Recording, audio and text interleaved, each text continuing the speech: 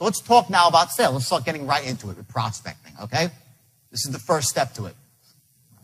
The first thing you have to realize when you're a prospector, okay, you're not trying to turn crap into gold.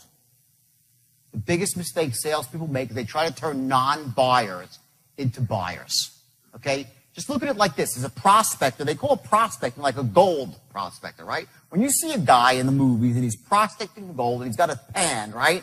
And he's in the water and he's throwing it through the water, right? Is he trying to turn the water into gold? He's going through gallons and gallons and hundreds and thousands of gallons of water looking for one nugget. You get that? You're not looking to take the water and make the water into gold.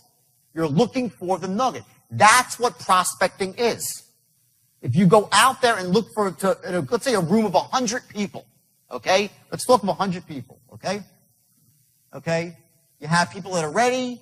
You have people that are still shopping. They're not actually ready to make a decision yet. Okay? You have people that are just curious, kicking the tires. And you have people that are dragged someplace and they're never going to buy. Let's go through this for a second. Watch the numbers here. In any given room, okay, you're going to have, let's say, 30 people of 100. 30 people who are ready to buy. And it could be 20 people depending on your industry or what you're doing. But there's a certain X number of people that are actually in the market for your product and they know they need it. These are people that are at a point where they say, you know, I'm stressed out. They know they got to take action. That's your best buyer. They're not quite lay downs, but they're pretty close. They know they want to buy. The next group are those that are still shopping, right? But they're motivated. They say, hey, you know, let's say it's a car, for instance. They walk in, they want to buy a new car. You know they can wait a little bit, but they got to make the decision sooner or later, okay? That's this group here. Let's say this is 30 people too. Next are the people that are just curious, the looky-loos, okay? They're kicking the tires. They have apathy about it. Like, I could buy today, I could buy tomorrow. One of these days I'll get around to it. That's your next group, right? And let's say those are 30 people too.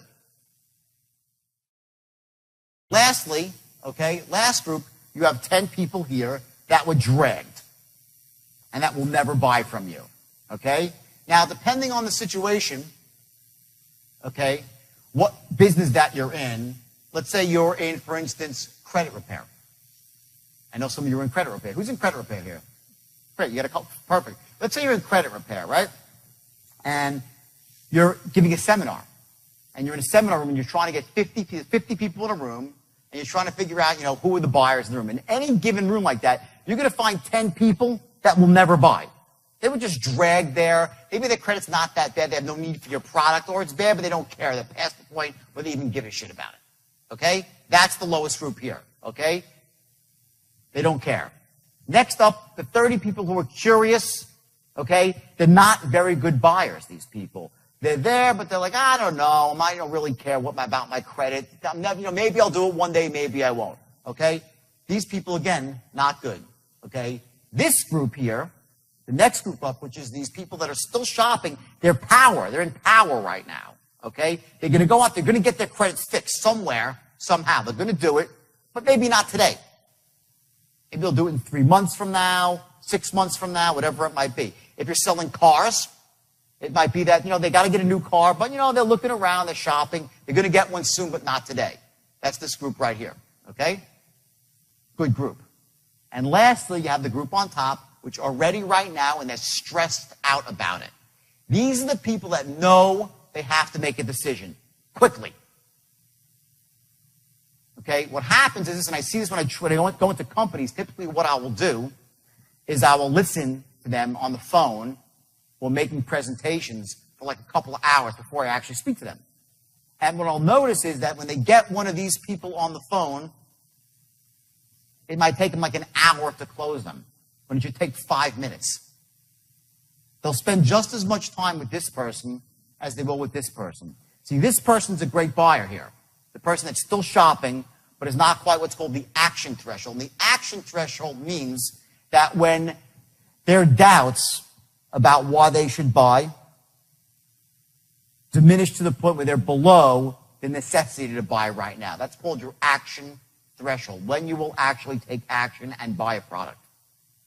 what we're going to be doing with the straight line, by the way, is we're going to be learning how to, A, lower their action threshold, and also raise up their needs for buying. We're going to actually show them why it makes more sense to buy now, and at the same time, we're going to reduce their barriers of what's holding them back.